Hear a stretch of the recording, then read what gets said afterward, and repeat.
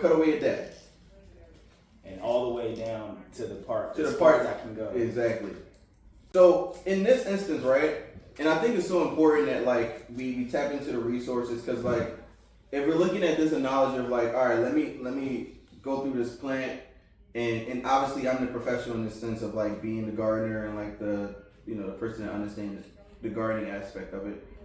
Consider me like a therapist or like a mentor or like somebody that can really see the full picture. Like, all right, I see you, and I see that you're trying, I see that you're growing, but you need the resources to, like, these are the things that you definitely want to get, like, stop doing. So, like, there's still some things. You want to cut this one off. Cut this one completely off. Because we can cut that at the tip, but let's not. Let's go ahead and cut that off. Because we're going to give this a full rehab, right? So we're going to cut this one off. So consider me. I be so scared because I feel like I'm like, there ain't gonna be no plant left. I think that's why people be scared to cut the thing, because it be like in their identity. So when I saw this, like even with the blemishes, I identified with the plant this way. Now as I'm cutting, I'm like, what will be left? What will be left of my guy here? Like, he ain't gonna be all gone. So the beautiful thing, and I'm glad that you brought that up. The beautiful thing is that we don't realize how resilient we really are. We really just don't know, bro. Like, because we're not doing enough of this. Yeah. Like, we might. I'm so scared. So scared to really like dive into yourself, to journal, to sit with yourself, to meditate. Like, you're so scared to really do the work that like you just allow yourself to keep browning and browning and browning. And eventually, like, your sense of self die. In opposed to like taking the steps, like, shit, like this actually really needs to go. This needs to be cut back. This needs like on like a consistent basis, whatever that looks like. Maybe it's bi-weekly. Maybe it's every 3 months. Maybe it's every 6 months. Whatever that looks like. But it's keeping the work at the front of your brain and being conscious of the fact that you're still growing. That you still need to do the work in that process of growing. Right? So the plant looks a lot better. It does. I ain't gonna like that. As I'm looking at it, I'm like, ah, you look a little more sharp. You look sharp. She's a little more preppy. It's stand up a little bit better, right? Yeah. So we still have some leaves that have some brown tips. Yep. Now for these, like if you look at this plant, for the most part, it's only about, let's say, like a 6%. Yeah, like a little bit, like very small percentage of this leaf that is brown. So something like this, you can cut around that. Okay? So you want to like, not a little bit further up. So you want to get all of that. All of it out though. You want to get all of it out. No, you don't want to leave it room to fester exactly and spread that. Because I was gonna cut it right along the half. No, you got it. Sometimes you gotta go cold turkey on that joint. Yeah. All right, so these leaves here, truly, there's two things. Now this leaf isn't gonna make it, and the reason why I said it's not gonna make it is because it's yellowing and it's browning. So there's two things that is happening here. It doesn't even look full grain. No. So what happened is that on here is a lot of these bugs. So what they do is they suck the sap out of literal life. They suck the life out of the plant. So for this leaf, it's not gonna make it. You're gonna have to cut that leaf completely off. Even though it's going very slowly, you have to see, kind of like have foresight. Like if I keep this leaf, if I hold on to this thing, it's going to ultimately not only, especially if it formed around some of the same habits and lifestyle as this stuff here, you might as well let it go. Dang. Yeah. My doggy. All right, and then there's one more.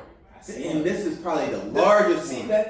The more we cut back, the more easy it is to identify what don't belong no more. The more you do it, now I'm starting to see it. Spend time with it, the more you're able to really see it. Yeah. You dig what I'm saying? Yeah. So this joint here, this is the largest leaf. And it's the largest leaf. This is the largest leaf. This is the one that hurts. Because this leaf might be your parents. It might be your parents, bro. Not them, but some of the relationships you have. Like some of the. It might be your extended family in the way that y'all communicate. Yeah. And you might just need to step away from that. Like, and the thing about this leaf here is that, again, it's yellowing and it's browning, but it's doing it so slowly, you don't really notice it. But you have to again, look at the full picture. When you look at these leaves, When you look at these leaves, you see that they're green, you see that they're luscious, you see that they're doing. Yeah. They looking how they're supposed to look. They might be small, but they're healthy. Yep. They're healthy. That's the key word, right? But They they're might be healthy. small, but they're healthy. But when you look at this leaf, it's big and it's starting to lose color and starting to lose life. And it's happening slowly. And if you allow that leaf, that big leaf, specifically because it's such a big leaf, this is going to take so much of the plant energy that it won't be able to develop new leaves.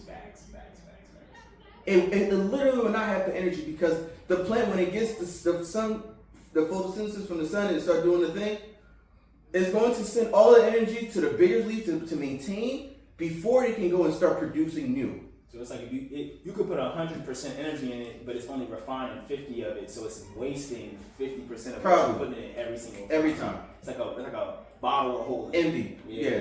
Like with a hole in it. Exactly. Yeah. So you have to look at the plant in its fullness and be like, all right, this one is a big one. But if I cut this one, if you cut this one, I guarantee you, these little leaves that are coming up, they're going to grow. These little healthy leaves that are coming up, they're going to be so much fuller because the plant's going to have so much energy to push to the right places.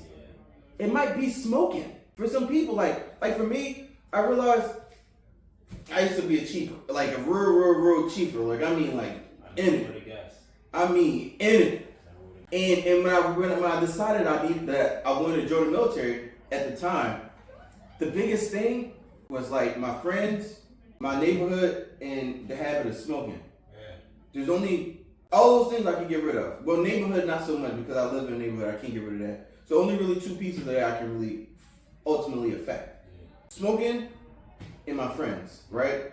Those were like the biggest hurdles in order for me to get to the military. Because if you go take your piss test and you fail, you're done. And now I'm stuck here. I can't change any of this shit. I'm probably gonna go back to smoking.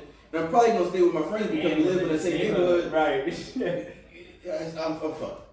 So the biggest thing was like, the main thing I need to cut off to begin with is smoking. Because once I cut that, if my friends fall off, it is what it is. I'm on my journey. If you don't want to, support me on it, it is what it is. Yeah.